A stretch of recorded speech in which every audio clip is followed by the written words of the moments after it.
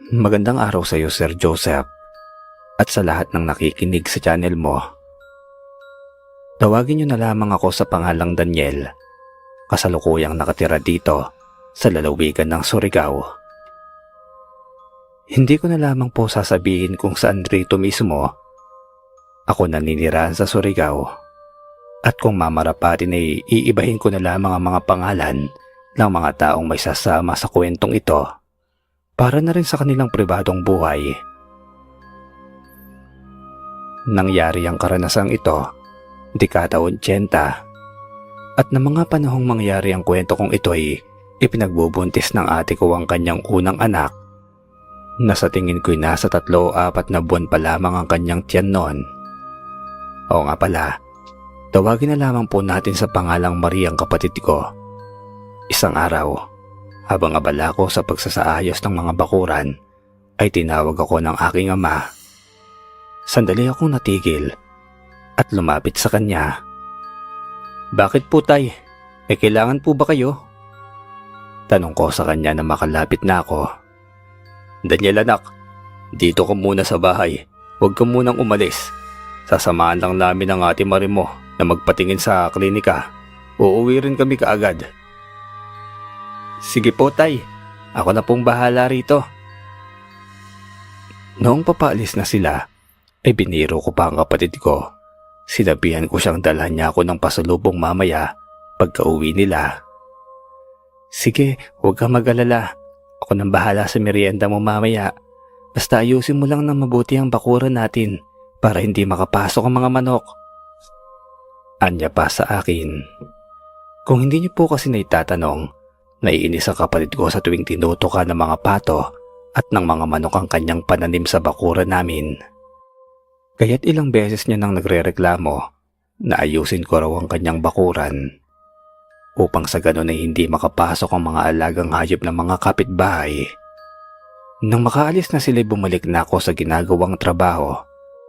Noong sumapit naman ang kinatanghalian ay huminto na muna ako sa pagsasaayos at sandaling nagpahinga sa loob ng bahay. Sa paglipas ng mga sandali ay hindi ko na namalayang tuluyan na pala akong nilamon ng antok. Hanggang sa mahimbing ako nakatulog, nagising na lamang ako nang marinig ko ang malakas na katok sa pintuan ng bahay. "Daniel! Daniel! Buksan mo tong pinto! Kanina pa kami rito!" Boses ng aking ama ang naulinigan ko sa labas ng bahay. Napabalikwas ako ng bangon at nagmadali nang pumunta sa pintuan. Pagkabukas ko ay nagtanong ang aking ina kung bakit ang tagal ko raw buksan ang pintuan. Napakainit umano sa labas. Napapakamot naman ako sa ulo na humihingi ng pasensya dahil hindi ko lubos akalaing makakatulog pala ako ng mahimbing. "Ikaw talagang bata ka. Kahit kailan talaga pagdating sa tulog, abay dinaig mo pa ang mantikang nalamigan. Ang hirap mong gisingin." Anya pa ng aking ina. "Pasensya na po talaga, nay. Napagod lang po siguro ako sa pagsasaayos ng bakuran, kaya napasarap ang tulog ko." Muling paghingi ko ng paumanhin. Habang nag-aayos ng mga pinamili ang kapatid ko at ang aking ina, ay narinig ko silang nag-uusap tungkol sa kanilang biyahe kanina. May nakasabay pala silang matandang babae na nakatitig ito sa tiyan ng aking kapatid. Nang kumprontahin ni Itay ang matandang babae, nagalit pa ito sa kanya.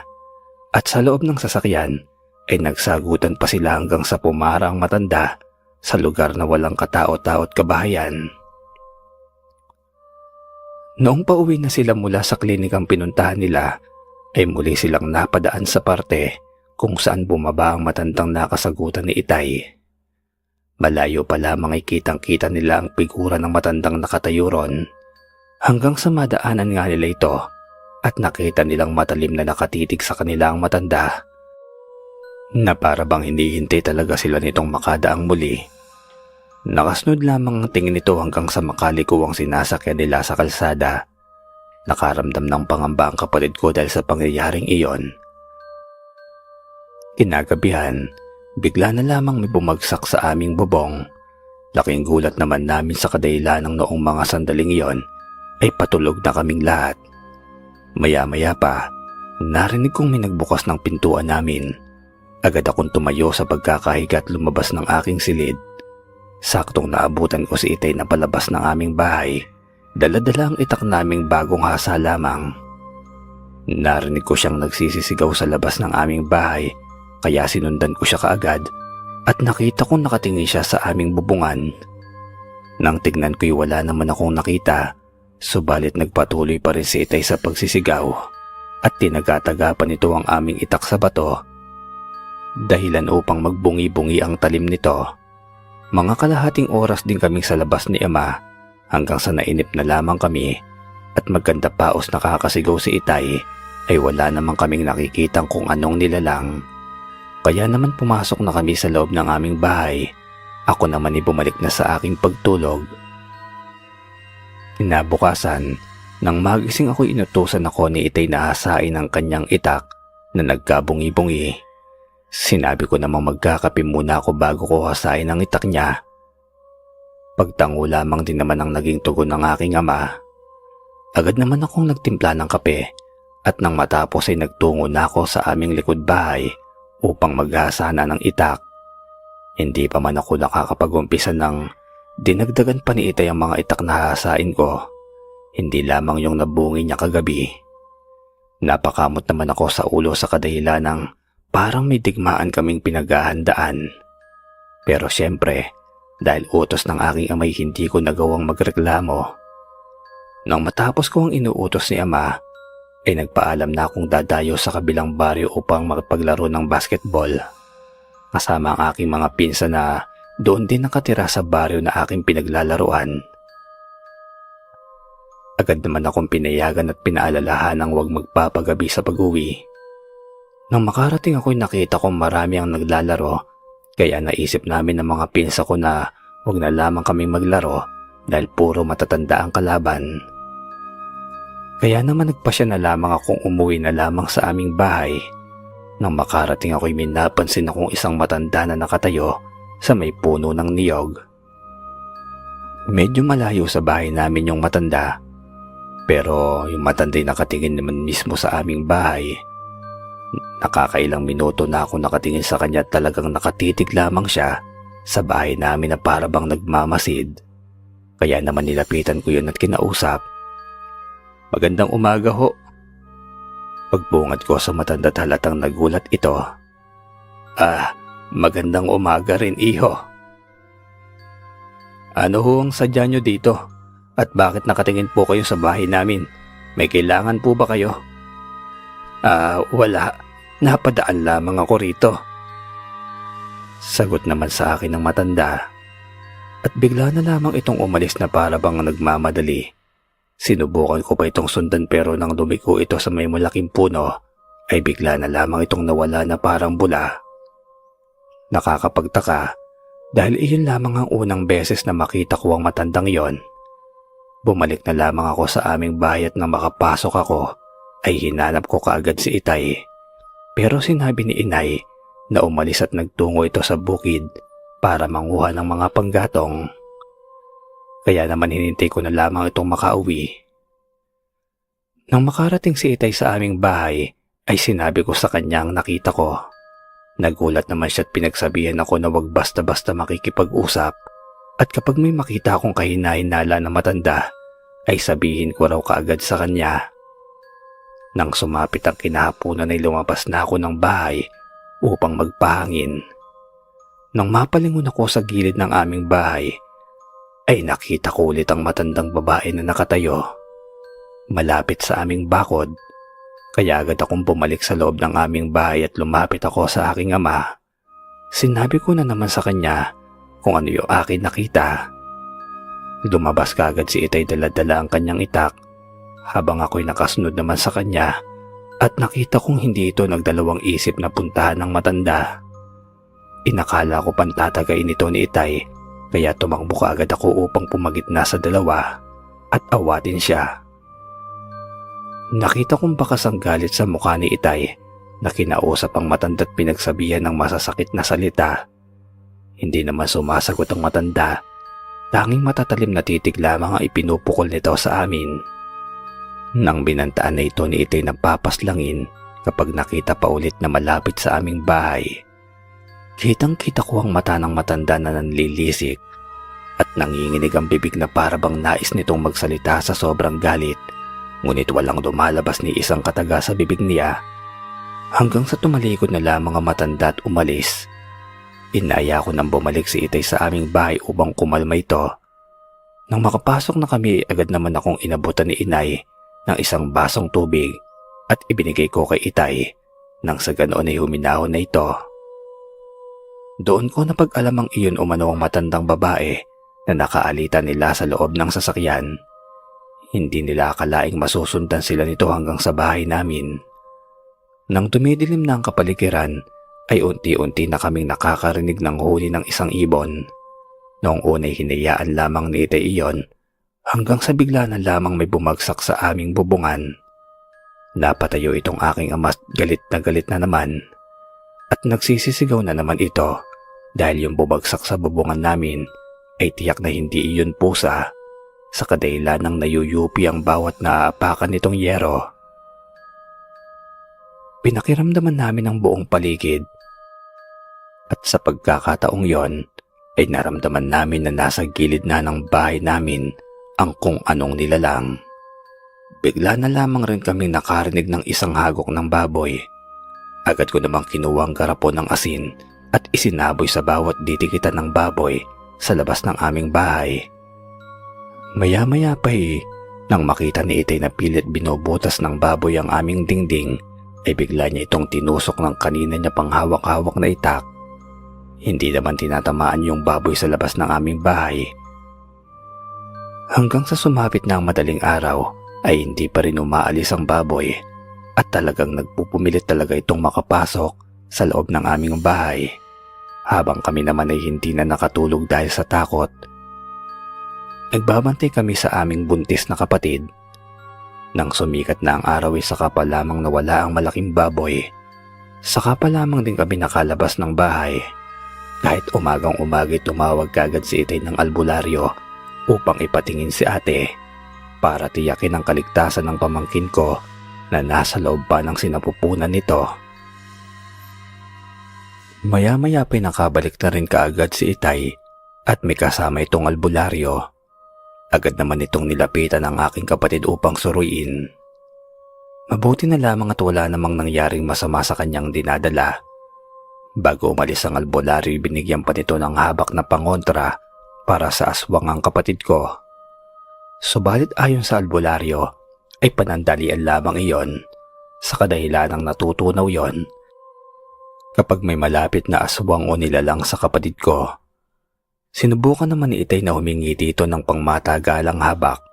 Sinabi naman ng albularyo na gagawa pa lamang ito para hindi na makakalapit sa aking kapatid ang mga nais mang biktima rito. Matapos yun ay inutusan naman ako ni Itay na kumuha ng mga goma upang may susunugin kami pagsapit ng gabi. Agad naman akong lumakad at kung saan-saan ako nakarating, makahingi lamang ng goma sa aming mga kapitbahay. Hinakot ko na kaagad ang mga gulong na mga hiningi ko. Inabot din ako ng tanghali sa paghakot ng gulong. Matapos kong hakutin, itinambak ko pa yon sa likod at harap ng aming bahay. Maya-maya lamang inarinig kong tinawag ako ni Itay. Lumapit din naman ako kaagad. "Daniel, pagpunta ka ng ilog, manghuli ka ng isda upang may uulamin tayo mamayang hapunan," utos sa akin ng Itay. "Sige po, Itay." Dahil maaga pa naman ay lumakad na rin ako upang hindi na ako abutin ng hapon sa panghuhuli ng isda. Pagkarating ko sa ilog ay nakita ko ulit ang matanda. Laking gulat ko nang bigla na lamang itong sumugod patungo sa akin. At napansin ko din na para bang nababaliw ito, kaya mabilis akong tumakbo pabalik sa aming bahay. Dahil medyo malayo sa amin ang ilog ay halos lahat ng madaanan ko na tanim sa tabing daan ay siguradong hindi na mapapakinabangan pa. Di magkanda abot-abot na takot at kabang nararamdaman ko. Halos lumuwa na ang dila ko sa kakatakbo, pati mga dala ko'y naiwan ko na rin. Nagulat naman sila ama at ina nang makita nila ako na tumatakbo. "Hoy Daniel, Ano bang nangyayari sa'yo? Bakit tumatakbo ka? Ano bang meron? Tanong sa akin ng aking ama. Nakita ko po yung matanda sa ilog, tay. Bigla akong sinugod, kaya tumakbo agad ako pabalik dito. Dahil natakot ako, pati po mga dala ko'y naiwan ko rin. Halika't samahan mo ko. Pupunta tayo ngayon sa ilog upang tumigil na yung pesting matanda na yan. Asik na wika pa sa akin ni Itay. Kayo na lang po, tay. Masyadong nakakatakot ang mukha ng matanda kanina. Para nang nababaliw nung hinahabol ako. Tugon ko kay ama. Maya-maya pa'y biglang nagpakita ang matanda. Nakatayo lamang iyon sa malayo sa aming bahay at nakita din iyon ni Itay. Kitang-kita namin na napakasama ng titig nito sa amin. Nang akmang lalapitan ni Itay ang matanda, ay bigla itong tumakbo palayo. Kaya hindi niya na lamang ito pinag-aksayan pa ng panahon. Pumasok na lamang kami sa loob ng aming bahay. Hindi ko na lamang pinansin pa ang kapatid ko. Sa kadahilanang nakita kong nagpipigil ito ng tawa nang makitang bakas pa rin sa mukha ko ang takot at kaba. Ikaw ba naman ang habulin ng matandang hindi mo alam kung baliw ba o ano? Tiyak ay matatakot ka rin.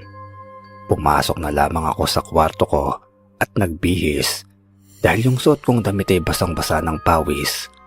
Maya-maya pa'y kinausap ako ng kapatid ko at nagtatanong kung anong nangyari sa akin.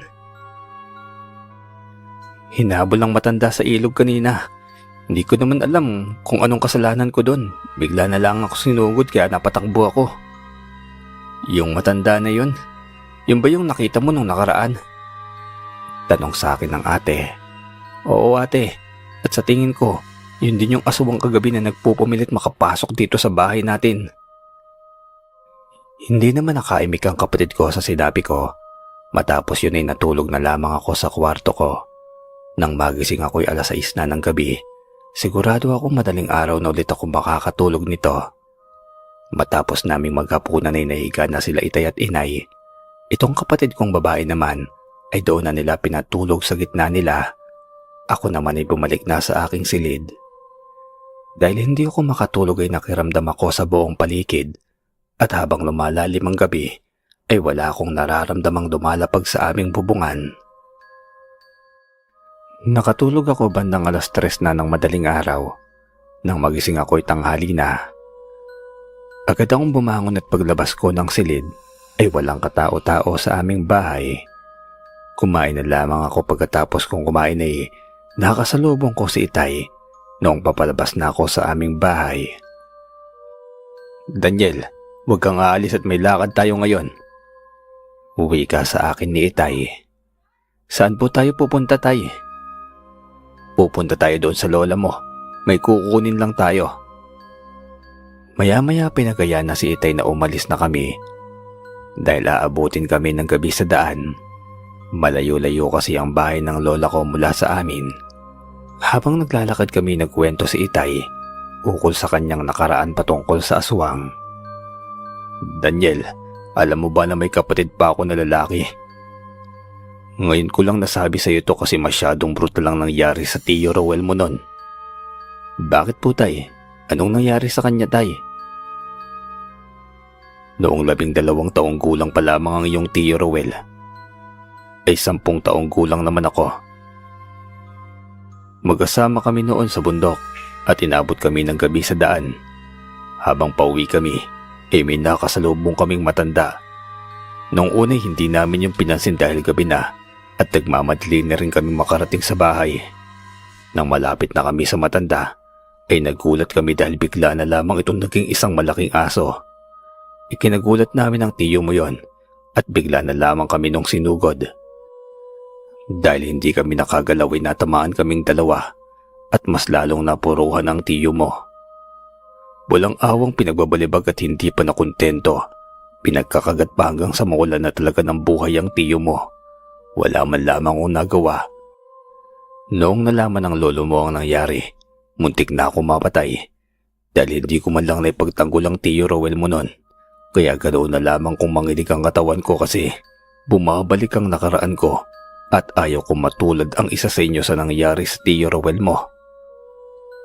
Hindi ako makapaniwala sa kinuwento ni Itay Hindi ko akalaing may kapatid pa pala siya. Hanggang sa makarating kami sa bahay ng lola ko, maya-maya pa'y tinawag kami ng isang matandang babae. Lumapit naman si Itay at nagmano rito. "Inay, si Daniel po, apo niyo." "Aba, eto na ba ang pangalawa kong apo? Ang laki na pala." Nagmano naman ako kagad sa lola at niyakap naman ako nito. Kagad naman nagaya ang lola ko na pumasok kami sa loob ng kanilang bahay at pagpasok ko'y nakita kong isang matandang lalaki na nakahiga sa higaan. Tumayo ito't lumapit sa akin. "Lolo Noel mo at ako naman si Lola Nita mo.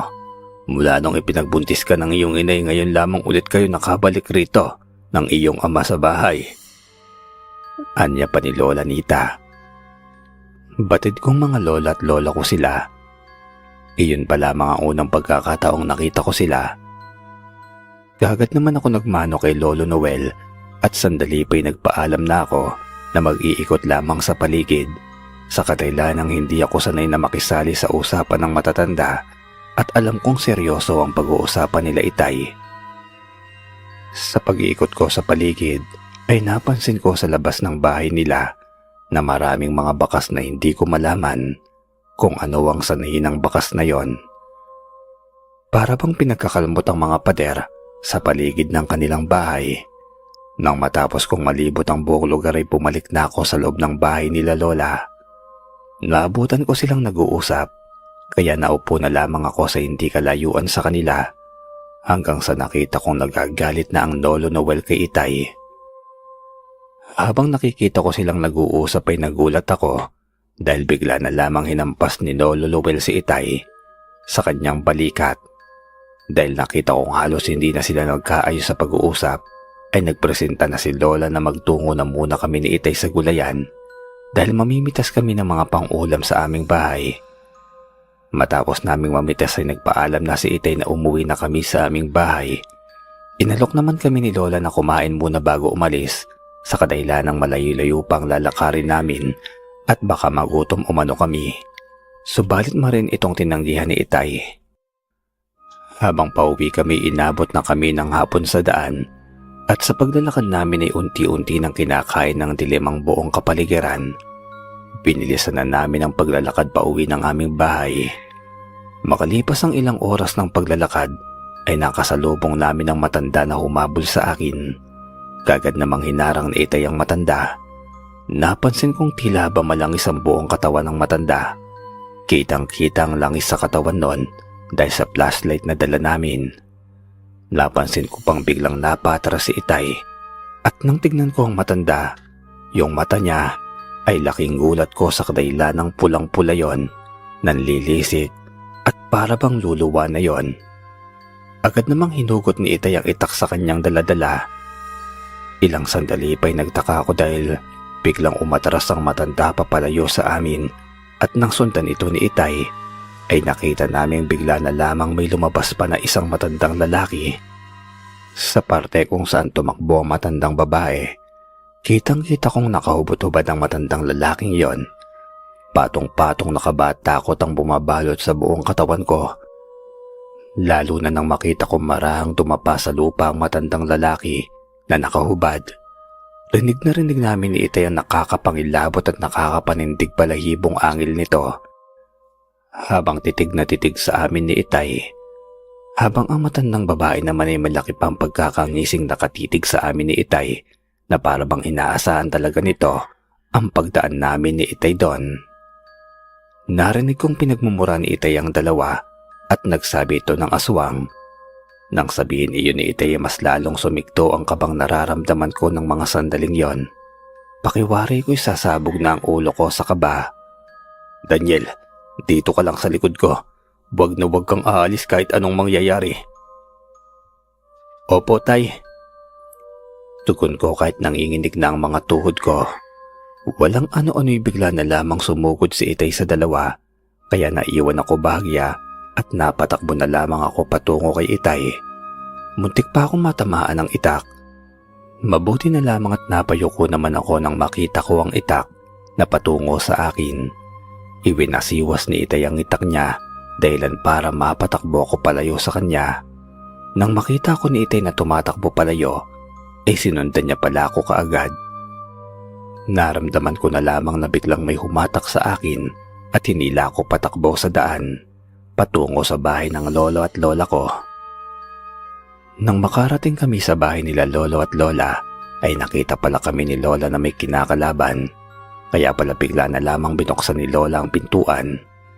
Agad naman kaming pumasok ni Itay sa loob at biglang may hinagi si lolo kay Itay na sa tingin ko isang latigo.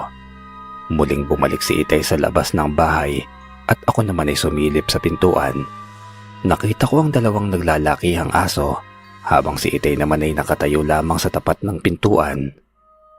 Maya-maya pa'y biglang sumugod ang dalawang aswang habang ito namang si Itay ay sinalubong at pinaghahampas ng hawak ng latigo ang dalawang malalaking aso. Napapatungal yung dalawang aso kapag natatamaan ng latigo hanggang sa bigla na lamang tumilapon si Itay patungo sa bakuran ng bahay nila lola. Muntik pang masira yon dahil sa lakas ng pagkakatilapon ni Itay. "Daniel, halika! Ibigay mo ito sa Itay mo!" Biglang tawag at utos sa akin ni lolo. Kaagad kong tinuwang inabot sa akin ni lolo at ibinato ko kay Itay ang isang pabilog na maliit na bakal na may tatakyo na hindi ko maintindihan kung anong tawag dun sa bagay na yon. Nang makita ni Itay na inihagis ko, ay bigla niya yung sinalot isinuot.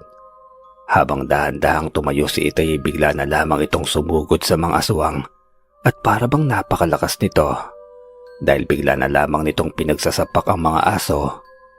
Nakikipagsabayan si Itay sa dalawang aso na para bang mga tao lamang ang kalaban niya. Nakakatakot at nakakakilabot talaga ang wangis ng mga nilalang na yon. Nang nasapak ni Itay ang isang aso, ay umatungal ito na para bang nasaksak ito, habang yung isang aso naman ay hindi na alam ang gagawin, kung lalaban ba ito o hindi. Nang makita ni Itay na halos hindi na makatayo ang dalawa, ay hinayaan niya na lamang ang mga ito. Si Itay naman ay pumasok na rin sa loob ng bahay, habang yung dalawang aso naman ay mabilis na wala. Lumapit si Itay kay lolo at ibinalik sa kanyang ipinaabot kanina. "Maraming salamat po, amang." Wika ni Itay sa aking lolo. "Huwag mo nang ibalik sa akin yan, mas kailangan nyo yan. Ang tawag dyan ay San Benito. Magagamit nyo yan kahit anong oras kapag nasa panganib kayo. Matutulungan kayo niyan." Anya ni lolo. Lumingon naman si Itay sa akin at pinalapit ako nito at sinabihan ako na ako na lamang ang maghahawak ng San Benito at mag-aalaga nito. "Itay, pero paano alagaan bakal lang naman po ito?" Sagot ko sa aking Itay. "Daniel, kunin mo itong maliit na libreta. Huwag mo itong wawalain." Wika ng aking lolo. "Paano po gagawin yung pagpapakain ng usal sa San Benito, lolo?" Tanong ko sa aking lolo. "Pag-aralan mong basahin yan at kapag magpapakain ka ng dasal ay tuwing Martes at Biyernes lamang kapag sasapit ang 6:00 ng gabi." Tugon ng aking lolo. Matapos magsalita ni lolo ay tinandaan ko talaga iyong maigi. Noong una inakala kong sa bahay na nila kami magpapalipas ng gabi at madilim na sa daan kung uuwi pa kami. Subalit nagpaalam pa rin si Itay na uuwi na kami sa kadahilan ng walang kasama ang inay at ang buntis kong kapatid. Sinubukan pa kami pigilan ni lolo at lola dahil baka daw ay abangan kami ulit sa kalsada. Ngunit hindi pa rin nagpapigil si Itay at nagpatuloy na kami sa pag-alis. Habang tinatahak namin ng daan ng pauwi, ay nakakaamoy kami ng mabahong amoy. Katulad iyon ng amoy kanina noong nakipagsagupaan si Itay sa mga nilalang na aswang. Hanggang sa makarating kami sa aming bahay at sa awan ng Diyos, maayos kaming nakauwi. Kinabukasan, nagulat ako dahil sa pagbangon ko, nakita ko si Itay na nakahubad ng damit. Nakita kong may pasa siya sa kanyang tagiliran at medyo malaki yon. Kaya nilapitan ko si Itay at tinanong ko sa kanya ang nakita ko sa tagiliran niya. Hindi niya pala alam na meron siya nun at noong sinubukan kong hawakan yon, napasigaw si Itay sa ginawa ko. Kinatanghalian ay nagpasama sa akin si Itay na magtungo kami sa kanyang kaibigan na albularyo.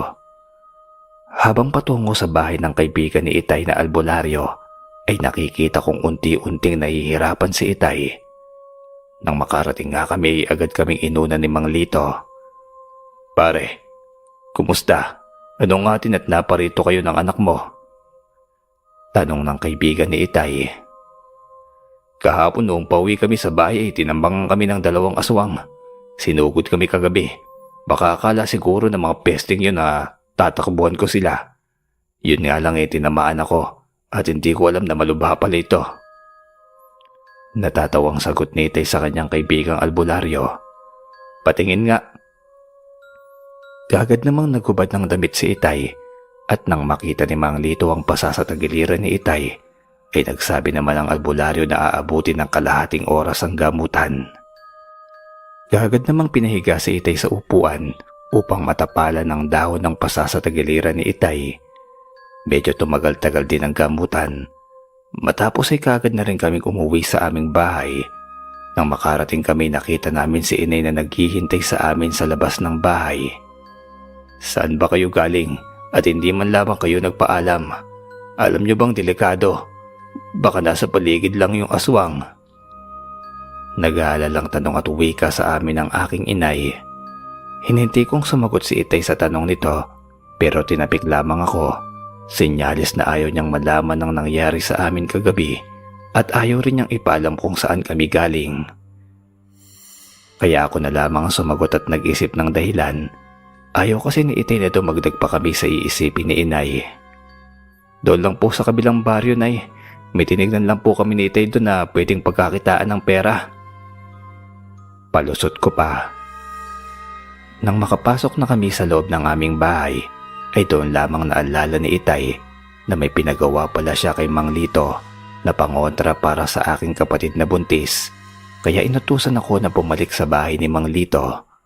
Dahil wala akong kasama, pinuntahan ko ang kaibigan kong si Darwin upang magpasama sa pagpunta sa bahay nila Mang Lito.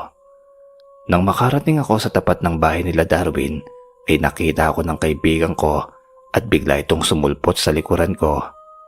Ginulat pa ako ng kaibigan ko at tinanong kung anong sadya ko sa kanila. Agad ko namang sinabi sa kanyang dahilan kung bakit ako napunta sa kanilang bahay. Pumayag naman si Darwin at sinamahan ako nito sa bahay nila Mang Lito. Habang naglalakad kami, na ikuwento ko sa kanyang nangyari sa amin ni Itay. "Kagabi nung pauwi kami ni Itay, may nakasalubong kami na 2 matanda. Malangis ang katawan. Di ko nga akalaing aswang pala ang mga yun kasi nakita ko bigla na lamang pumula yung mga mata. Tapos nakipaglaban pa si Itay sa aswang. Mabuti na lamang at naisipan ni Itay na bumalik kami sa bahay nila Lola." "Anong nangyari doon sa 2 matanda?" "May pinabot kasi sa akin nun si Lolo. Ibigay ko daw kay Itay. Noong nabigay ko na, bigla na lang naging malakas si Itay at naglaban sila ng aswang. Hanggang yung isang aswang hindi na makatayo. Parang napuruhan yata yun ng sinuntok ni Itay. Noong nakita ng isang aswang na halos hindi na makatayo ang isa, ay nagdalawang isip na ito na lumaban pa." Kakakwento ko'y hindi ko na namalayan na nakarating na pala kami sa bahay ni Mang Lito. Halos inabot na ako ng kalahating oras kakatawag kay Mang Lito, ngunit walang lumalabas sa kanilang bahay. Umalis na lamang kami ni Darwin. Habang naglalakad kami pa uwi, ay nakasalubong naman namin si Mang Lito. "Mang Lito, saan ho kayo galing?" Tanong ko rito. "Kumuha labang ako ng mauulam para mamayang hapon kasi may pupuntahan ako mamaya." "Teka, anong atin, bakit bumalik ka rito?" Tanong naman ni Mang Lito. May pinapakuha kasi si Itay. Yung sinabi niya nung nakaraan, nung nagpunta ka sa bahay." Tugon ko kay Mang Lito. "Oo nga pala, nakalimutan ko ring ibigay kanina. Hayaan mo, dadalhin ko na lamang sa inyo."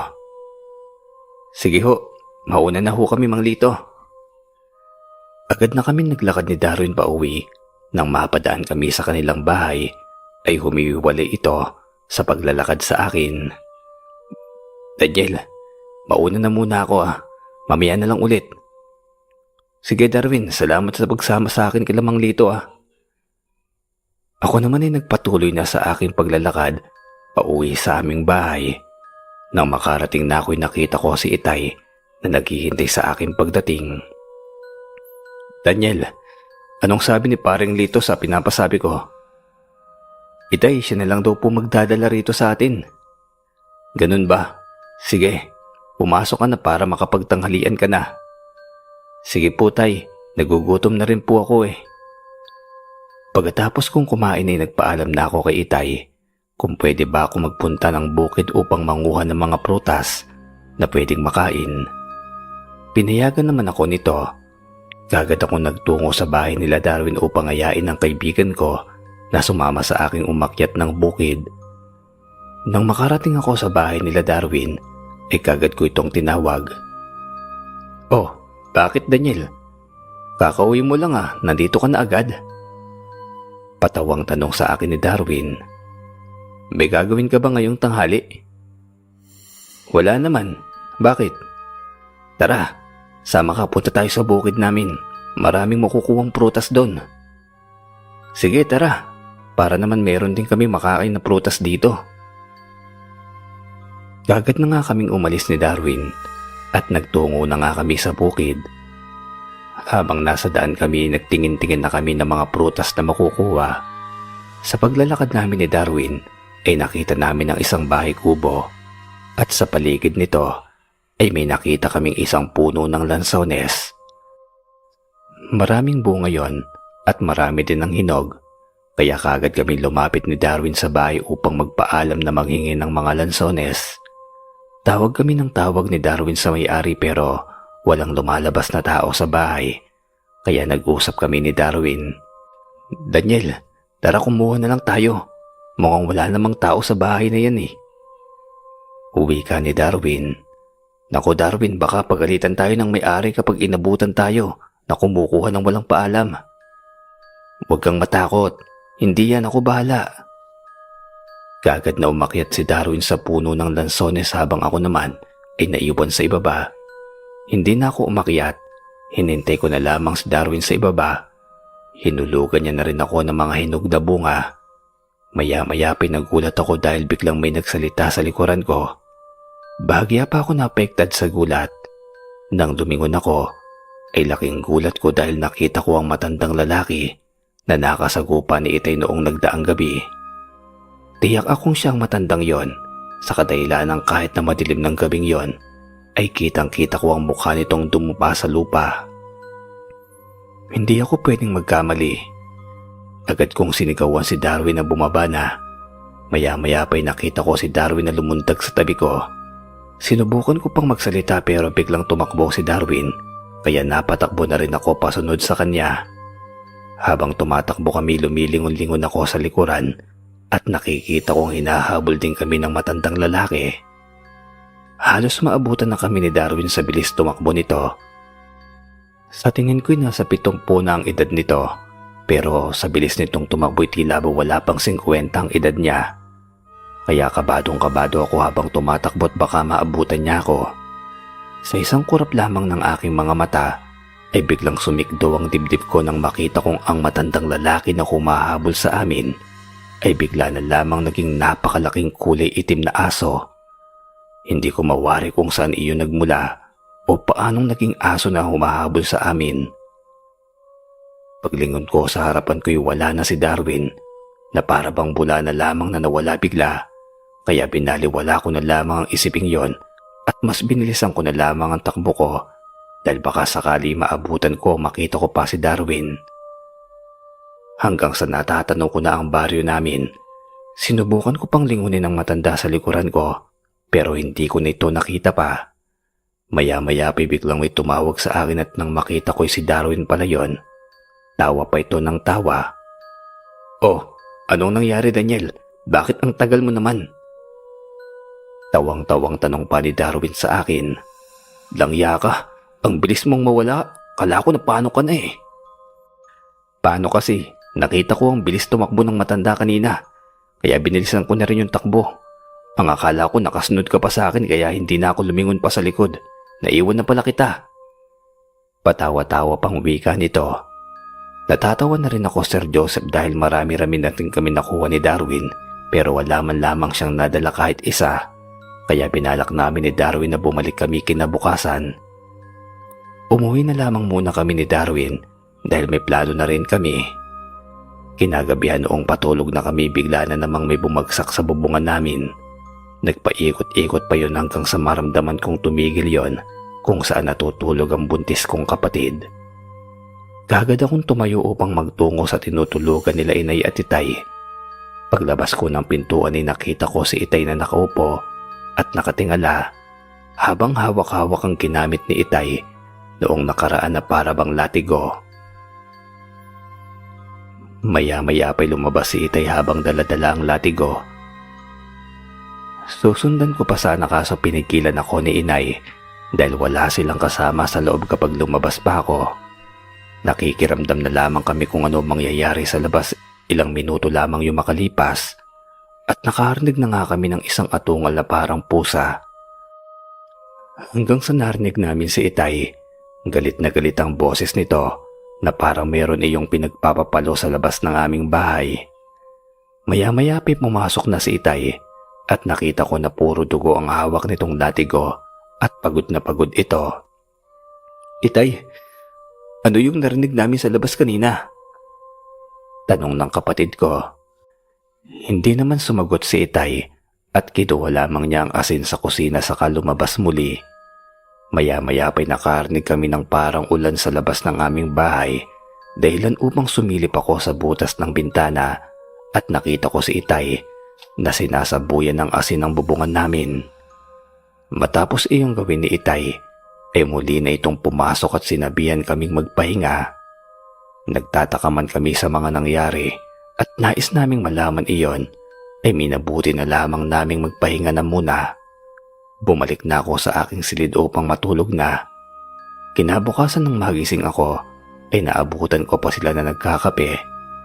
Kagad naman ako nagtimpla ng kape at pagbalik ko sa sala ay naabutan ko na nagkukwento si Itay tungkol sa nakita niya kagabi.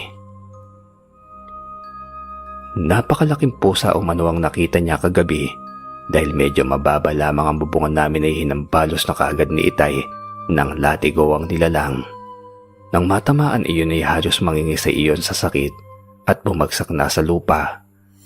Nang makita ni Itay na hindi pa nakakatayo ang malaking pusa ay sinundan niya kaagad ito ng palo hanggang sa tumalon iyon sa may bakod namin. Nasira pa nun ang bakod dahil halos hindi yun makatalon kaya doon tumama. Sinubukan pang habulin ni Itay ang nilalang, subalit hindi niya na naabutan pa at hindi na rin nakita pa. Bigla na lamang daw iyong nawala sa dilim. Habang nagkukwento si Itay, dumating ang kaibigan kong si Darwin sa bahay namin. Kagad naman akong lumabas ng bahay para kausapin ang aking kaibigan. Tara na Daniel, balik na tayo doon. Agahan na natin para makakuha tayo ng marami. Pag-aaya ni Darwin.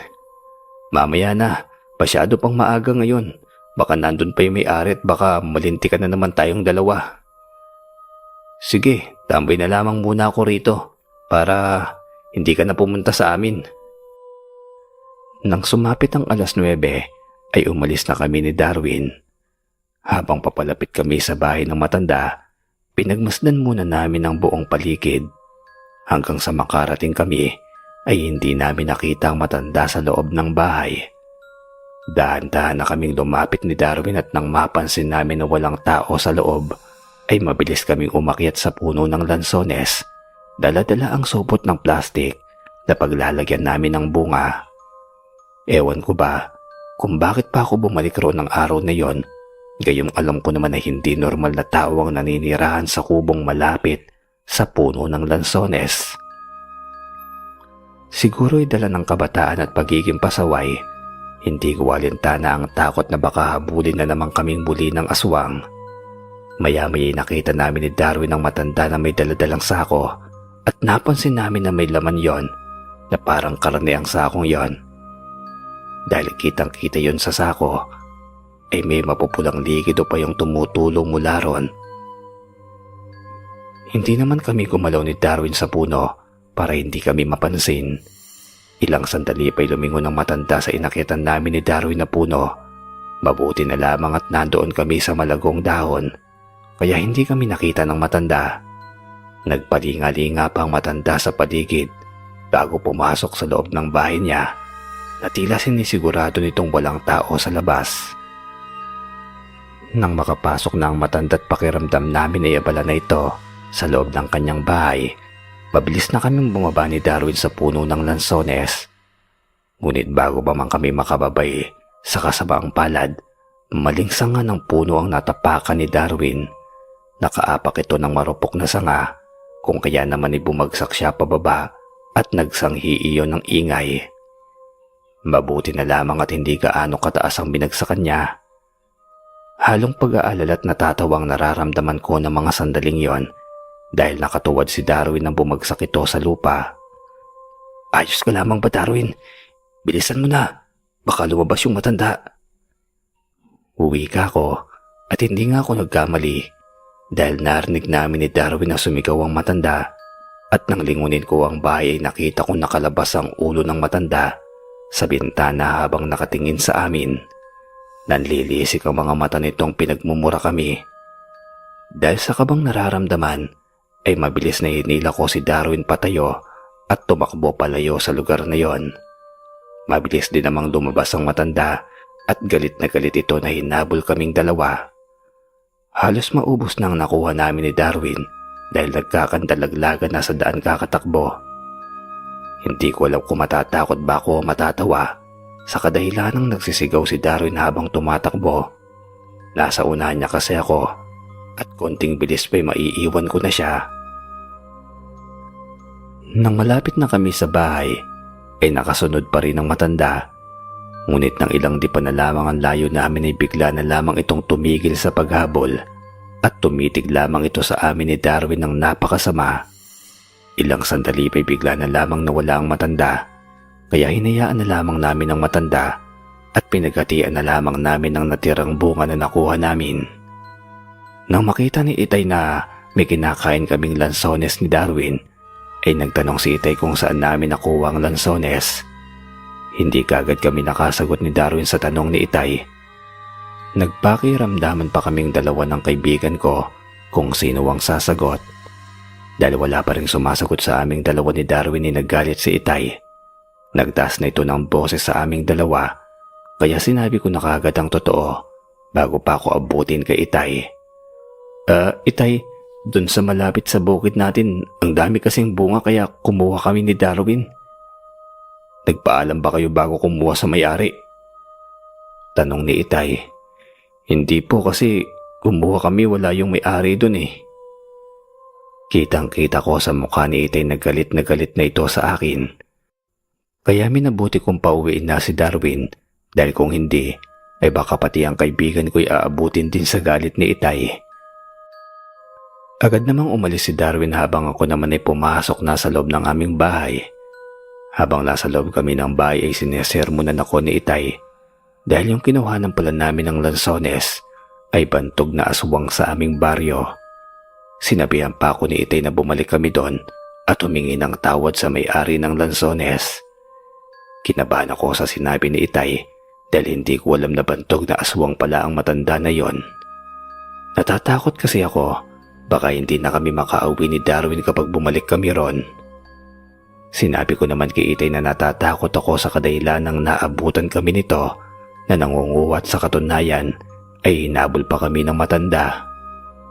Nakita ko na pahilamos na lamang si Itay ng mukha niya at sinabing sasamahan niya kami sa pagbalik doon. Agad ko namang pinuntahan si Darwin sa kanilang bahay. Minabuti na lamang na hindi ito makakarating sa kanila. Kaya kinausap ko agad si Darwin.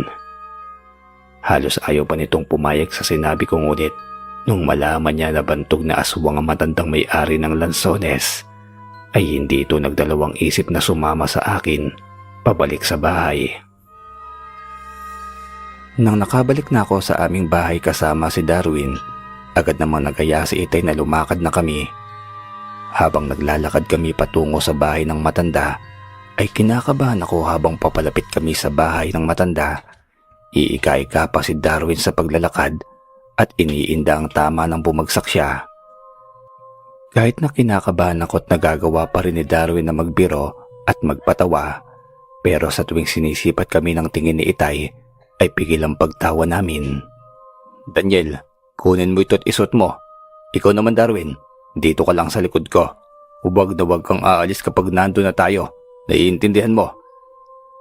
Inabot ko naman kaagad ang San Benito na inaabot ni Itay at si Darwin naman ay tumango lamang sa sinabi nito.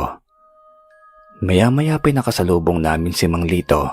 Saglit na nag-usap si Itay at si Mang Lito. Binulungan ko naman si Darwin. Dar, itong San Benito na to, ang iniabot ko kay Itay noong nakipaglaban siya sa aswang.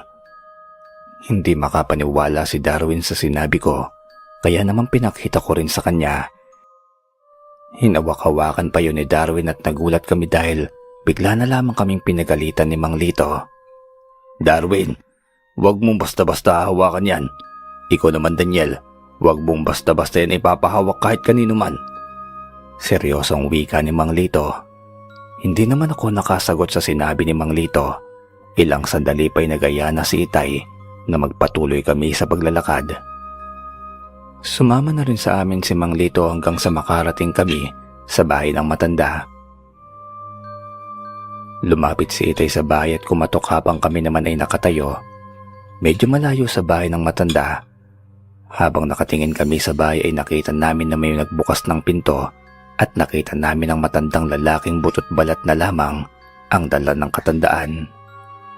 Ibang-ibang itsura nito noong hinabol niya kami. Nang nakita kami tumitig ito sa aming dalawa ni Darwin, si Mang Lito naman ay humarang sa aming harapan at bigla na lamang yumuko ang matanda. Tinawag naman kami ni Itay upang lumapit at humingi ng tawad sa ginawa namin ni Darwin. Halos hindi ako makapagsalita dahil sa may naaamoy akong kakaiba sa matanda. Para bang napakalangsa nito. Si Darwin naman ay lakas loob na humingi ng tawad sa matanda. Tiniis ko na lamang ang amoy ng matanda at humingi na rin ako ng tawad. Hindi naman sumagot ang matanda at nakatitig lang sa amin na para bang hindi nito tinatanggap ang paghingi namin ng tawad sa kanya. Maya-maya biglang sumabat si Mang Lito. Tanda, patawarin mo na para matapos na to. Alam ko kung ano ka at alam mo kung ano ako, hindi ba? Kung madadaan sa maayos na usapan ay gawin na lamang natin. Wika ni Mang Lito sa matanda. Sumagot naman ang matanda sa sinabi ni Mang Lito. Oh, alam ko kung ano ka at hindi naman ako natatakot sa iyo. Kung ako sa inyo'y umalis na kayo, baka nilalantakan na ng mga kapwa ko aswang ang buntis na pinoprotektahan ninyo. Nakangiting sagot ng matanda kay Mang Lito. Ganun ba? Sa tingin mo ba'y mananalo ka sa akin lalo na't may araw pa? Baka magmakaawa ka lamang tanda. Wika ni Mang Lito rito. Nang maramdaman namin na nanggigigil na ang matanda, ay umatras kami nila Itay patungo sa kinatatayuan ni Mang Lito. Bigla namang nagaya si Mang Lito habang nakatingin ng matanda. Pinauna na kami ni Darwin sa paglalakad habang si Itay at Mang Lito ay nagpahuli. Habang naglalakad kami pa uwi, ay nakita kong nag-uusap sila Itay at Mang Lito. Nang mga sandaling yun ay saka ko lamang naisip na sabihin kay Itay na ang matandang iyon ang kasama ng matandang babae na nanambang sa amin ni Itay noong nagtungo kami sa bahay nila Lola. Bakit ngayon mo lang sinabi kung kailan nakalayo na tayo sa bahay nun? Tanong ni Itay. Tay, ngayon ko lang po kasi naalala. Natitiyak mo bang siya yun, Daniel? Tanong ni Mang Lito. Sigurado akong siya yun. Nang makarating kami sa aming bahay ay binigay ni Mang Lito kay Ate Marie ang ginawa niyang pangontra at si Darwin naman ay hindi muna pinauwi sa kanilang bahay. Sa bahay muna namin pinatulog si Darwin upang hindi madamay ang kanyang mga magulang sa oras na sugurin kami ng mga aswang. Nang sumapit ng 6:00 ng hapon ay sinabihan ako ni Mang Lito na wala nang aalis sa loob ng bahay kahit anong mangyari hanggang sa nakarinig kami ng alungan ng mga aso o yung alulungan. Agad akong napalingon kay Mang Lito at nakita ko bang parang may binibigkas siya. Subalit hindi ko yun maintindihan. Habang nag-uusal ng kung ano-ano'y lumapit sa akin si Mang Lito at hinawakan ng suot-suot kong sanbenito. Ilang segundo lamang din iyon at binuguhan niya ito ng kanyang hininga. Maya-maya lamang ay inaya na ni Mang Lito si Itay na lumabas silang dalawa. Habang kami namang dalawa'y naiwan sa loob ng bahay at binili ng bantayang maigi ang kapatid ko, sumilip naman ako sa may pintuan at nakita ko si Itay at Mang Lito. Kinakaharap ang 3 malalaking aso. Kitang-kita ko kung paano sugurin ni Mang Lito ang 3 malalaking aso habang si Itay naman ay nakatingin lamang sa kanyang kaibigan na nakikipaglaban. Nang makita ni Itay na nahihirapan si Mang Lito sa 3 aso, ay sumugod na rin ito. Pinaghahampas ni Itay ang mga aso gamit ang latigong ibinigay ni Lolo sa kanya, na ng mga sandaling yon ay doon ko lamang nalaman na buntot pagi pala yon, pinakamabisang pangkontra o pangkumbante sa nilalang. Ang bawat matamaan nito'y humihiyaw sa hapdi. Hanggang sa bagampas ni Itay sa isang aso, ay gumanti naman ito at tinamaan sa tagiliran si Itay, kung saan naroon ang malaking pasa niya dahilan upang mamilipit siya sa sakit. Mabuti na lamang ang nakita iyon ni Mang Lito dahil kinakabahan na ako na baka sila pang matalo. Lumabas ako ng bahay upang tumulong sa kanila. Nagulat si Itay nang makita niya akong nasa labas na ng bahay. Kagad kong inakay si Itay papasok ng aming bahay. Dahil hindi na halos makatayo, nang maipasok ko si Itay, kinuha ko naman ng latigo at lumabas upang tulungan si Mang Lito.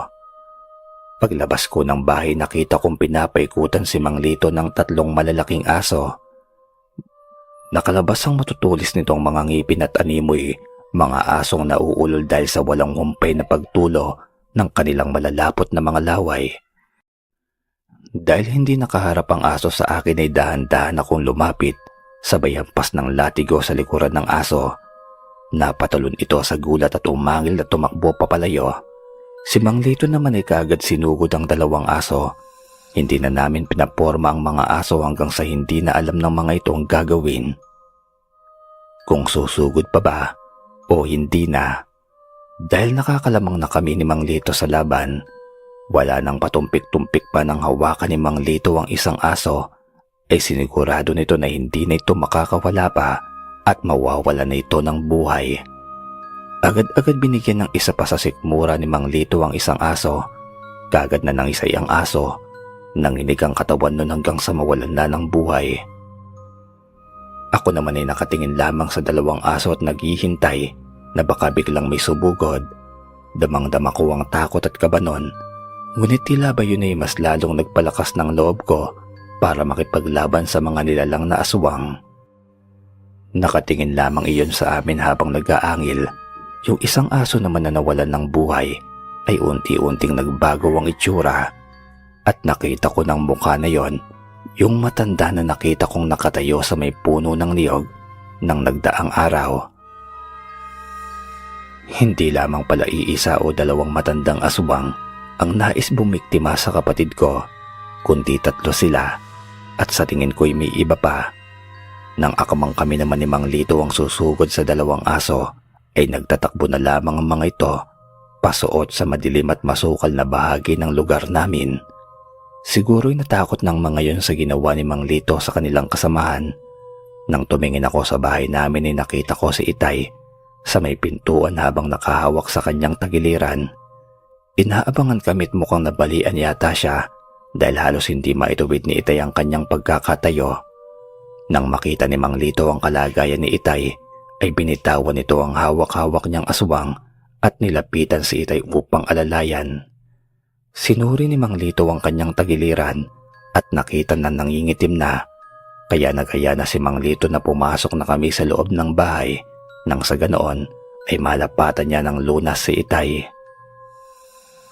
Hinanap ko naman kaagad si Darwin at nakita kong may hawak-hawak na pamalo yon habang nasa tabi ni Inay at Ate Marie. Natatawa ko kasi kung titingnan mo Sir Joseph, itong si Darwin parang bata na takot na takot. Nilapitan ko si Darwin at tinapik. "Hoy, ayos ka lamang ba dyan? Para kang batang takot na takot ah. Oo, ayos lang ako. Patawang sagot ni Darwin. Dahil hindi ko na mapigilan ay napatawa na rin ako at nang makita nga ako ni Itay nagtanong ito kung nababaliw na ako. Sinabi ko naman kay Itay na natutuwa lamang ako sapagkat nabawasan na ang aswang kanina. Bigla ko naalala yung napatay ni Mang Lito na aswang na yon. Yun ang matanda na humabol sa akin sa ilog at yung nakita ko na nakatayo sa may niyog malapit sa aming bahay. Biglang tumayo si Itay kahit hindi pa tapos ang paggamot sa kanya. Lumabas ito ng bahay upang tignan ng aswang na napas lang ni Mang Lito. Sinundan namin si Itay at nang nakalabas na kami hindi na namin makita pa ang bangkay ng aswang. Naggalit si Mang Lito kasi hindi na niya nakita ang napas lang niyang aswang at nagsabi pa na bukas babalikan niya yung matanda na nakasagutan niya sa bukid. Nang masiguro naming hindi na babalik ang aswang sa aming bahay, kahit gabing-gabi na'y nagpaalam pa rin si Mang Lito na uuwi na sa kanilang bahay. Hindi naman ito pinigilan ng aking mga magulang. Nang makaalis na si Mang Lito, ay nagpahinga na rin kami. Nagtabi na kami ni Darwin sa pagtulog at sa silid ko. Kinabukasan, nang magising ako'y nakaramdam ako ng sakit ng katawan. Sakto din naman na nagising si Darwin, kaya inaya ko na ito na magkape na kami. Agad naman na bumangon si Darwin. Ako naman ay nagtimpla na ng kape. Matapos kong magkape, inaya ko si Darwin na magpunta sa bahay ni Mang Lito. Habang naglalakad kami, napag-usapan namin ang ginawa naming kalokohan. Nagkasisihan pa kami ni Darwin habang nagtatawanan na parang mga baliw. Para bang walang nangyaring sagupaan ng magdaang gabi lamang. Na makarating kami sa bahay ni Mang Lito ay nakita ko agad ang kaibigan ni Itay na may ginagawa. Kaya nilapitan ko yon at tinanong kung pwede ba ako magpaturo na basahin ang libreta na bigay ng aking lolo. Akin na, patingin ako. Ito ho, Mang Lito, di ko kasi alam kung paano basahin yan eh. Kaya papaturo sana ako sa iyo at baka magkamali-mali pa ako.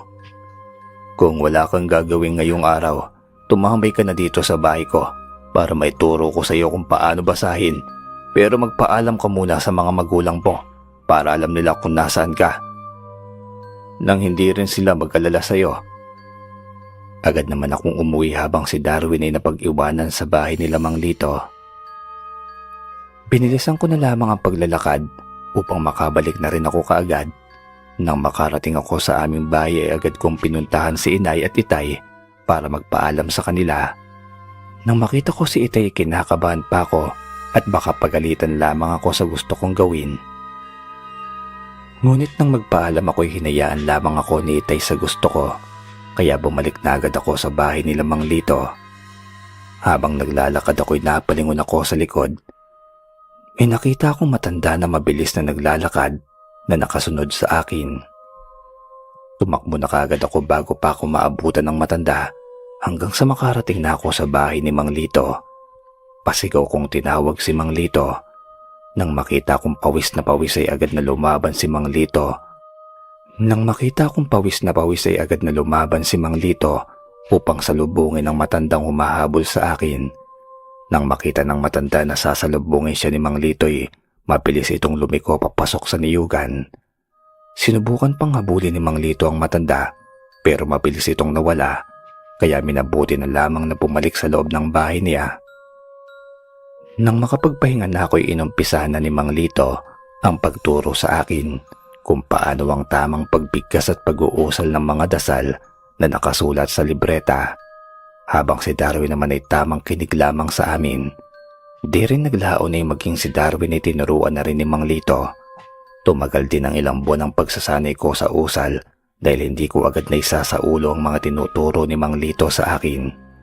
Napapagalitan din ako dahil pati si Mang Lito ay nahihirapan na rin sa pagtuturo niya sa akin. Mabuti pa si Darwin dahil mabilis siyang natututo sa bawat itinuturo ni Mang Lito sa amin. Hanggang isang hapon noon, nang sumapit ang kinahaponan, ay halos maisaulo ko ang lahat ng itinuro ni Mang Lito na inakala kong pwede na kaming umuwi pagsapit ng alas 5. Subalit kinabukasan pa pala kami pauuwiin. Nang araw na yon, ay nakalimutan ko pang magpaalam sa aking mga magulang. Ang alam lamang nila ay hindi ako aabuti ng gabi kila Mang Lito. Bukas na kayo umuwi para sigurado na kabisado nyo na ang ituturo ko sa inyo. At ikaw Darwin, kunin mo itong isang anting-anting. Trespeco ang tawag dyan.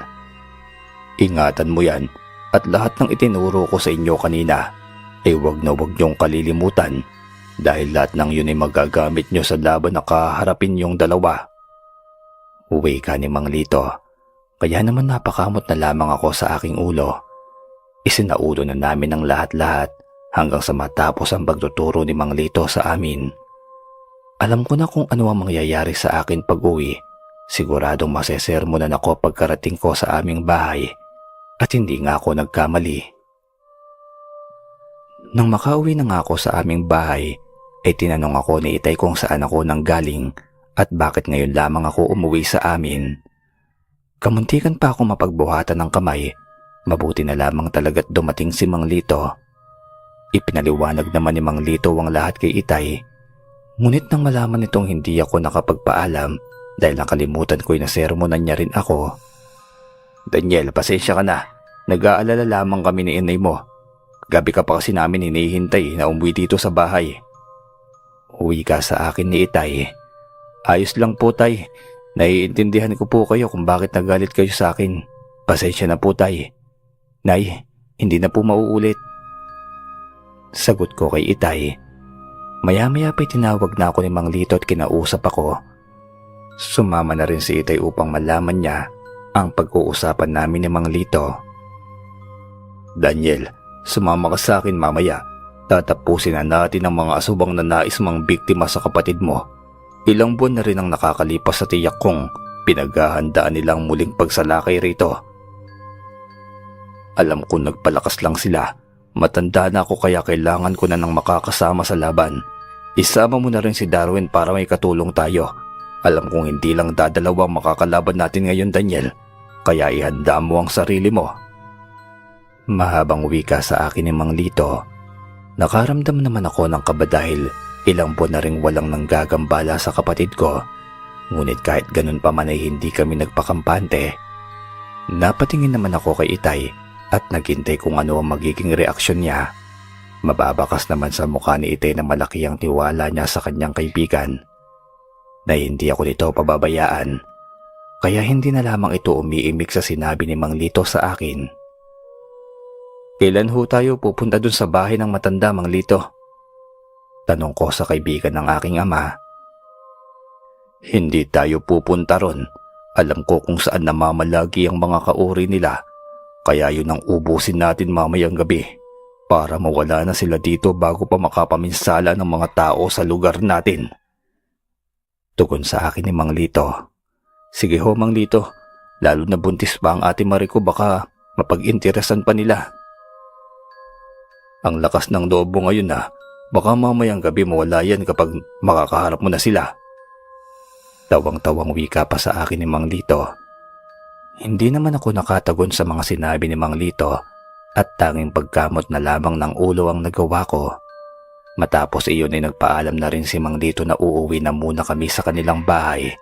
Kami naman ni Darwin ay nag-usap kung ano ang gagawin namin. Kung sakaling makaharap namin ang mga asubang mamayang gabi. Dar, sa tingin mo kakayanin kaya nating dalawang makipaglaban sa mga aswang mamaya? Hindi ko alam. Tignan na lamang natin mamaya. May tiwala naman ako kay Mang Lito kaya hindi niya tayo pababayaan sa laban. Tugon sa akin ni Darwin. Bigla namang sumabot si Itay sa pag-uusap namin ni Darwin. Huwag kayong mag-alala. Hindi kayo pababayaan nun. Baka nga wala pa kayong mapatay na aswang eh. Nakakaapat na siya yung si Lito. Matalik kong kaibigan yan. At matagal kong nakasama yan. Minsan pa nga noong hindi ko pa nakilala yung inay mo, palagi akong kasama niyan sa mga lakad niya. Wika pa ni Itay sa aming dalawa ni Darwin. Ibig sabihin matagal na pala na albularyo si Mang Lito, Tay? Tanong ko sa aking ama. Oo, matagal na. Minana niya pa yan sa kaninu-ninuan niya. Sinubukan niya pa nga akong alukin kung gusto ko daw pang maging isang albularyo din. Pero tinanggihan ko lang. Sa kadahilan ng noong mga panahon na yun nakilala ko ng inay mo. Mas ginusto ko na lamang na bumuo ng pamilya kaysa maging albularyo. Pero may mga kaunting alam naman ako sa mga dasal at puder para sa katawan. Kaya lamang sa paglipas ng panahon ay nakalimutan ko na ang mga tinuro sa akin ni Lito. Ganun po ba, Tay? Nga pala, Tay, pwede ba kaming magpunta ni Darwin sa ilog? Kukuha lamang kami ng mauulam natin ngayong tanghalian. Tumango naman ang Itay sa sinabi ko at kagad namin kinuha ni Darwin ang mga gagamitin naming panghuli at ang lalagyan. Mabilis na nagtungo kami sa ilog. Nang makarating kami sa ilog at nanghuli na nga kami, makalipas lamang ang ilang oras ay marami na rin kaming nahuli, kaya inaya ko na si Darwin na umuwi na kami dahil nakakaramdam na rin ako ng gutom noong mga sandaling yon. Pagkarating namin sa bahay ay agad namang niluto ni Inay ang mga nahuli namin. Si Darwin naman ay umuwi muna sa kanila at sinabihan ko na lamang ito na bumalik na lamang sa bahay kapag pupunta kami sa bahay ni Mang Lito. Nang makaluto na nga si Inay ay kumain na kami. Habang kumakain ni bigla namang dumating si Darwin. Oh, nandito ka na kaagad? Nakapagpaalam ka na ba sa mga magulang mo, Dar? Tanong ko kay Darwin. Oo, sinabi ko na rin sa kanila na gusto kong maging isang albularyo kagaya ni Mang Lito. Sigurado ka ba dyan sa gusto mong gawin, Dar? Baka nabibigla ka lamang, pag-isipan mo muna ng maayos yan. Buo na ang desisyon ko, Daniel. Gusto ko ding makatulong sa mga nangangailangan ng tulong at gusto kong matutong manggamot kagaya ni Mang Lito. Hindi nga ako makapaniwala sa sinabi ng aking matalik na kaibigan. Maging sila Inay at Itay ay napatulala sa gusto ni Darwin. Pagkatapos namin kumain ay inaya ko si Darwin na magtungo sa bahay ni Mang Lito. Gagad naman kaming nagpaalam kina Inay at Itay at ngumiti lamang sila sa amin ni Darwin. Umalis na agad kami ni Darwin at tinahak ang daan patungo sa bahay ni Mang Lito. Nang makarating kami sa bahay, ay nakita namin na may umuusok sa loob ng kusina nito. Kaya kaagad naming tinawag si Mang Lito. Ilang sandali pa narinig namin ang boses ni Mang Lito na sinabing pumasok na kami dahil may ginagawa siya sa loob at naabutan namin sa loob na nagluluto pa lang ng tanghalian nito. Kumain na ba kayo? Kung hindi pa'y sabayan niyo muna akong kumain. Tapos na po kami. Tugon naman naming dalawa. Maganda na kayo dahil mamayang 4:00 lalakad na tayo. Wika ni Mang Lito sa amin ni Darwin. Agad naman kaming tumalima sa mga sinambit niya. Nang matapos na kumain si Mang Lito ay nag-asikaso na rin ito na mga gamit na gagamitin niya mamaya sa lakad namin. Nang sumapit ng oras na sinabi ni Mang Lito ay naganda na kagad kami ni Darwin. Kabado man ay lakas loob kong iwinaglit sa aking isipan. Iniisip ko na lamang na para sa kapatid at pamangkin ko ang ginagawa ko. Makalipas lamang ang ilang minuto ay nagaya na nga umalis kami ni Mang Lito. Habang naglalakad ay napansin kong mabilis na kinakain ng kadiliman ng kapaligiran. Malayo-layo na rin ang binagtas namin. Sa kalagitnaan ng paglalakad namin ay biglang huminto si Mang Lito at napatingin sa gawing kaliwa niya. Nang sundan ko ng tingin kung saan siya nakatingin, may nakita akong 2 bahay. Barong-barong lamang iyon na para bang wala nang nakatira sapagkat sira-sira na ito't lumang-luma na. Napansin kong dahan-dahang umabante si Mang Lito kaya sumunod na kami ni Darwin. Hanggang sa makalapit sa bahay si Mang Lito, walang ano-ano'y bigla niya na lamang yung sinabuyan ng gas, yung paligid ng bahay at sabay sinindihan. Kagat na kaming tumakbo palayo sa lumiliyab na bahay. Ilang sandali pa'y may napansin kami na lumabas sa bahay na 2 tao. Nagsisisigaw ito at galit na galit. At pati sa kabilang bahay ay may lumabas na 3 lalaki at lahat sila'y nakahubot-hubad. Laking pagtataka ko talaga dahil hindi ko inaakalang naninirahan pala sa bahay na yon o may mga naninirahan pala. Di isang senyales kasi wala talagang bakas na taong naninirahan doon. Gaya ng sabi ko'y sira-sira na nga ang bahay at barong-barong pa ito. Nakita kong biglang-bigla na lamang tumuwat at tumarap sa pwestong pinagkukublihan namin. Ang mga kalalakihang nagsilabasan sa kabilang bahay. Nanlilimahid ang mga katawan nito sa lagkit at langis. Walang ano-ano'y nakita ko kung paano magpalit ng anyo ang mga ito. Mula sa pagiging tao'y unti-unting naaagnas sa mga katawan nila na para bang ahas na nagbabalat. Halos hindi na ako makagalaw sa kinaroroonan ko nang bigla na lamang sumugod sa akin. Ang aswang na yon, nakakakilabot at nakakatakot talagang tignan ang itsura ng mga ito na inakala kong sa palabas lamang mangyayari. Kahit takot na takot ay lumabas na rin kami at hinarap ang mga aswang. Binalot ako ng takot sa kadila ng 5 laban sa 3. Humanda kayo. Gawin niyo ang mga tinuro ko sa inyo. Ngayon ninyo ipakita ang kakayahan ninyo. Nakangising wika ni Mang Lito sa amin. Hindi ko alam kung paano pa nakakangiti si Mang Lito ng mga sandaling yon. Mabilis naman kaming nag-usal ng mga itinurong dasal niya.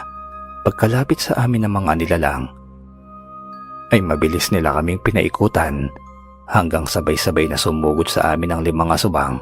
Kahit na nahihirapan na kami, hindi pa rin kami humihiwalay kay Mang Lito. Dahil sa pangyayaring yon, sigurado ang katapusan naming dalawa ni Darwin hanggang sa nakita kong napuruan agad ni Darwin ang katapat niyang aswang. Habang si Mang Lito naman ay napas lang na rin ang 2 aswang nakaharap niya, yung isa naman ay nakatingin lamang kay Mang Lito.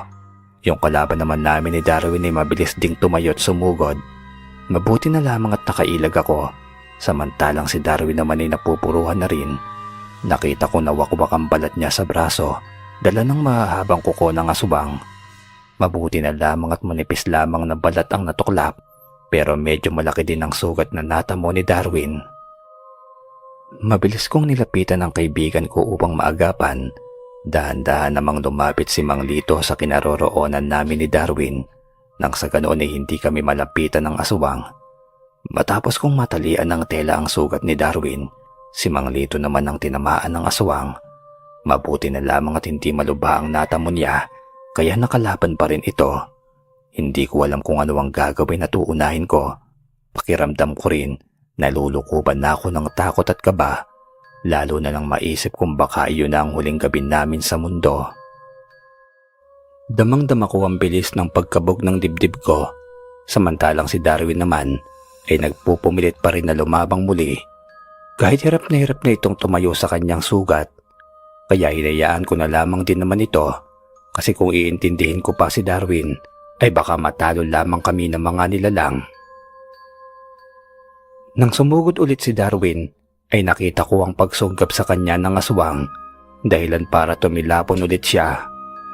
Ngunit sa pagkakataong yon, ay napasigaw na si Darwin sa kadahilanang tumama sa hita niya ang isang kahoy na nakausli. Tumagos iyon sa kanyang hita. Nang makita ko ngayon ay tila ba biglang nang dilim ang aking paningin at umangat lahat ng dugo ko na napunta sa ulo. Ang lahat ng kabang nararamdaman ko'y bigla itong naglaho. Tanging kagustuhang makagantit makapas lang lahat ng aswang ang siyang tumatakbo sa aking isipan. Rinig na rinig ang pag-angil ng mga nilalang na tila ba nagbubunyi ang mga ito sa kanilang pagkapanalo. Agarang kong hinubad ang suot kong sanbenito at ipinlupot ko yon sa kanang kamao ko. Walang ano-ano'y sinugod ko ang nilalang na sumunggab kay Darwin. Pinagsasapak ko ito hanggang sa halos mabalatan na ang mukha niya. Matapos kong pagsawaang sapakin ng aswang na yon, ay hinarap ko naman ang iba. Hanggang sa pagtulungan na ako ng 3, ay hindi ko iniinda mga kalmot at sugat na gawa nila. Ganadong-ganado ang katawan kong makipagsagupaan sa mga sandaling yon laban sa mga aswang. Maging ang nakasagupa ni Mang Lito'y hinarang ko rin. At ako na ang tumapos. Hanggang sa isa na lamang ang natira sa kanila. Sinubukan pang pagbigyan na buhayan ni Mang Lito ang natitirang aswang. Kahit nasa kaloob-looban ko, ay kating-kating na akong paslangin ito. Pinapalis niya pa ito pero noong tumalikod na si Mang Lito, ay bigla na lamang sumugod ang aswang at halatang halata na si Mang Lito ang gusto niyang puntiryahin. Sabalit bago pa man ito makalapit, ay Mang Lito ay hinarang ko na ito. Nagpagulong-gulong kami sa damuhan at nang makatsyempo ako'y agaran ko itong inudyakan ng saksak. Hindi pa ako nakontento, paulit-ulit ko itong pinagsasasaksak hanggang sa mawalan ng hininga. Kung hindi pa ako inawat ni Mang Lito ay hindi pa ako mababalik sa ulirat ko. Nakita kong punong-puno ng dugo ang damit at katawan ko. Inakala pa ni Mang Lito na nasugatan ako. Subalit nang suriin niya ako, ay galos lamang ang natamo ko. Bagya pa ako nagulat nang hablutin ni Mang Lito ang kamuo ko. Ang hawak kong sanbenito ay napapailing itong napatingin sa aswang na kinalaban ko. Nakita namin ang aswang na wakwak at lasog-lasog ang katawan, nakalabas sa mga lamang loob nito. Mabuti na lamang at may dala akong isang damit na pangbihisan, kaya inabot kagad ito ni Mang Lito sa akin. Matapos kong makabihis ay doon lamang naramdaman ang paghahapo ng katawan. Pagod na ako na para bang naubos na ang lahat ng lakas ko. Inutusan pa ako ni Mang Lito na ipunin ang katawan ng mga aswang at sabay-sabay sunugin. Nang sa ganoon ay hindi ito mangamoy kinabukasan. Matapos kong gawin yun ay inaya na kami ni Mang Lito na umuwi na kami. Magmamadaling araw na rin ng mga sandaling yon. Dahil medyo malayo-layo ang aming lalakarin at pauwi inabot pa kami ng pagsikat ng araw. Akay-akay pa namin noon si Darwin. Nang makarating kami sa bahay ni Mang Lito, ay kagad ako naglinis ng katawan dahil kumakapit pa rin ang amoy ng aswang, habang si Darwin naman ay ginagamot ni Mang Lito.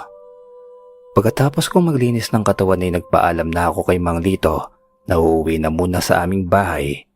Sumakto namang natapos na rin si Mang Litong gamutin si Darwin. Inihatid na namin ni Mang Lito si Darwin pauwi dahil nahihirapan pa rin ito sa kanyang sugat sa katawan. Pagkadating namin sa kanila ay nagulat ang kanyang mga magulang nang makita ang kanyang kalagayan. Dahil sa nangyari ay hindi na pinayagan si Darwin na pasukin ang pagiging albularyo, subalit kahit ganoon ay desidido ito at nakipagsagutan pa siya sa kanyang mga magulang upang hindi siya pigilan sa gusto niyang gawin. Hindi na rin ako nagtagal sa bahay nila at nagpaalam na ako na uuwi na sa amin para makapagpahinga na rin ako. Nang makarating na ako sa amin ay pumasok na ako sa aking silid.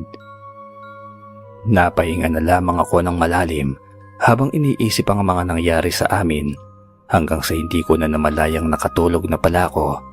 Nang magising ako'y sakto naman ang pagpasok ni Inay upang gisingin ako para maghapunan, kaya bumangon na kagad ako. Paglabas ko ng silid ay nakarinig ako ng isang huni ng kakaibang ibon. Batid kong hindi iyon normal. Napahawak naman ako sa suot kong sanbenito. Hindi na agad ako naging kampante, kaya mabilis kong kinuwang latigo ni Itay at nagtungo sa labas ng aming bahay. Paglabas ko'y nakita ko agad ang isang malaking paniki na nakadikit sa katawan ng niyog. Akala ko'y napansin ako nito sa paglabas ko, kaya tumayo muna ako at hindi gumalaw. Nang mapansin kong hindi ako nakita nun, ay dahan-dahan akong nagtungo sa ibaba ng niyog na kinadidikitan nito. Napangisip ako nang sa tingin ko'y maaabot ko na ito ng latigo na hawak ko at hinataw ko na nga kaagad sa pagpalo yon. Nang matamaan yun ay nalaglag ito at nagpagulong-gulong sa lupa. Hindi ko na inayaan na makatakas pa, kaya sinundan ko na agad ito. Hanggang sa hindi na yun makagalaw at kitang-kita kong naghihingalo na, kaya tinuluyan ko na kaagad. Mula nung mapaslang ko nga ang aswang na yon, ay naubos namin ang lahi nun at wala na kaming nararamdaman pang umaaligid sa amin. Hanggang sa magsilang ang kapatid ko ng isang malusog na sanggol na lalaki. Si Darwin naman ay tuluyan ng pinasok ang pagiging isang albularyo. Hanggang sa lumipas ang panahon ay naging isang ganap na albularyo si Darwin. Hanggang dito na lamang po, Sir Joseph, ang aking liham. Maraming salamat po sa inyo.